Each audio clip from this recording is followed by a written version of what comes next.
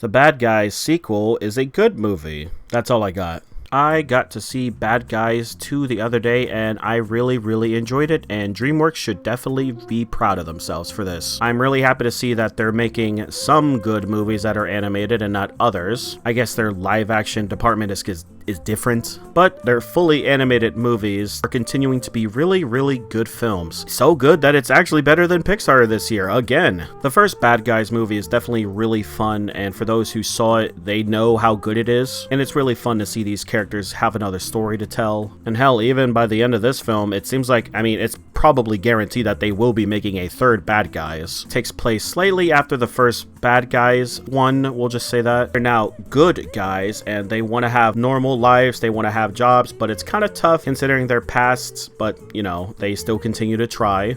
Of course, the bad guys are all really talented, but that doesn't matter because they were criminals. So this is like something that happens in the film where they struggle to be accepted into society. The movie actually starts off with one of their last heists that they did, or one of their first ones, when Tarantula joined the team, and it was definitely a really fun scene. I really wish we could just have more movies and even a series that's, good and actually has a lot of budget in it of just the bad guys committing crimes or pulling off heists. It definitely reminds me of Sly Cooper, and I want to say, probably not, but man, does it feel like that's what they got the inspiration from. But as they're trying to fit into society, they end up getting involved with another, gang of criminals who want to pull off a really big heist, and they pretty much force them into joining, and it's up to the bad guys to now do one final heist as bad guys, and then they can actually be good guys for good this time.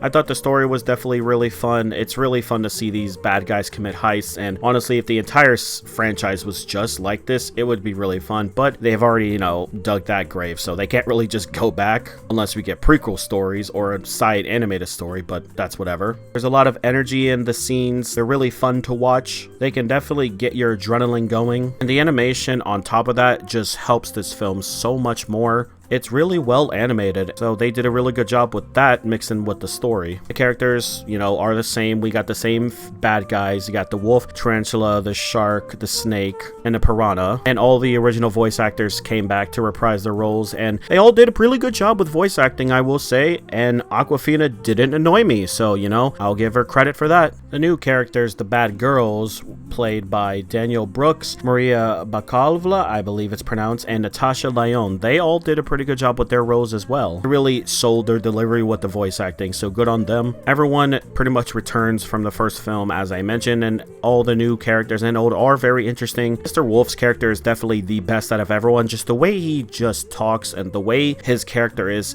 just very natural. I don't know how he does it. I don't know how Sam Rockwell does it.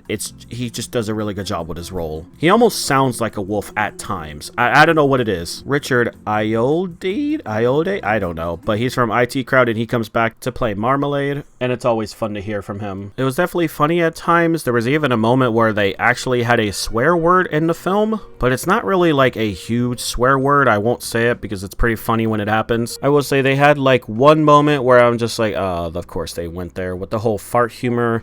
There just has to be one or two, knowing DreamWorks, so yeah, at least it was very limited, but other than that, the movie was pretty funny, very entertaining. Now, let's just talk about the main big thing, the art style. The art style is definitely really good on certain characters. The human characters in this movie do the same thing that Pixar has been doing, where they're just very pudgy and like they have the bean mouth design. I really wish animation studios would just stop doing this and find something else to do that makes humans look more realistic, because these movies, like, these characters aren't even trying to look real at all. Like, I get it, it's an animated kids movie, it's supposed to look goofy and wacky, but it would be better to, like, try to look realistic. Of course, don't go too overboard with it, but like, everyone is just so pudgy and round in this film, except for certain characters, of course. And again, this really only applies to the human characters. This movie's style was also very interesting to talk about. Like, throughout the movie, you just see a lot of oranges, a lot of grays. That's like its main colors in a way.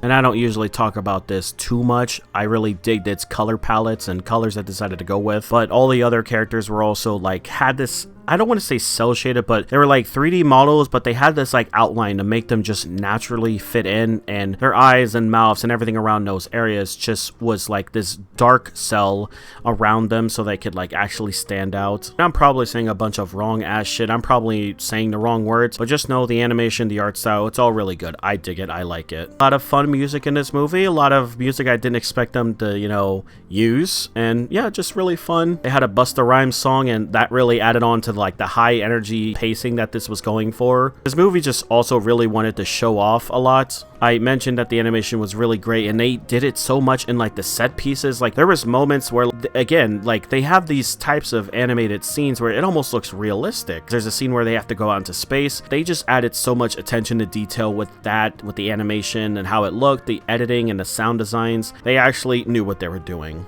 There was a lot of moments where the colors popped out and was very vibrant. I really just wish my theater could just look slightly better and these movies would be more fun and enjoyable to watch. This isn't really worth talking about too much, but man, movie theaters, they need to get fucking remodeled or something. Someone needs to go in there and dust off the camera lens, but movie theaters could definitely use some updates. The pacing of the film was also really fun. It wasn't like too fast paced. Well, like the sequences was fast paced, but they also had a lot of slow moments where the movie can just calm down and just settle everything and think about it. I don't know why, but it's really satisfying to see a movie that just takes its time and just you can just hear like the sound effects and everything as like these slow moments are happening. It's so weird to talk about and nitpicky, but it's a good thing. This movie does a lot of that I like. It's just a really nice movie that I could watch. It seems like there was a lot of attention. I mentioned it. There was definitely a lot of attention in this film, and if it was accidental, then holy shit. This was definitely a lot of fun to watch. I think everyone who watches it will also love it and have a lot of fun with it. If you are a fan of The Bad Guys 1, you will really like this movie. I definitely did enjoy this movie better than the first one. And as far as my score goes, I think I will just give it an 8.5 out of 10. Very close to a 9, but I don't want to say that it's a 9 just, you know, just yet. Maybe after another watch, I could definitely see myself giving this a 9 out of 10, but I'm gonna just stick with 8.5.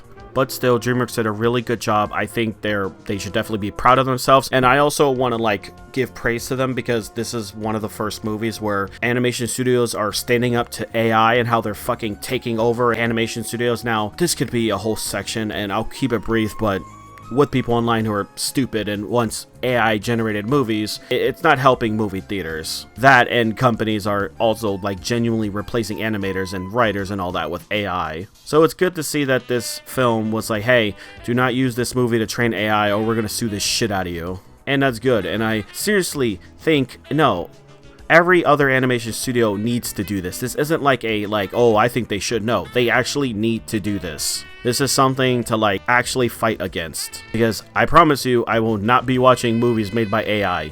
Fuck that. AI should not be used to replace workers and artists. That is just stupid. And also, it's fucking ugly and disgusting. Anything AI generated is just disgusting. Visually disgusting. Obviously, I'm fine with AI to like make up stupid shit and like have fun around with, but like if you're being unironic about it and you're trying to make something that's like a product and you're using AI, go fuck off. That's all I want to talk about. I don't want to say anything about the whole plot and, you know, story. I think it's really enjoyable and I think you should go and watch it. And yeah, that's all I want to say. Have a good one.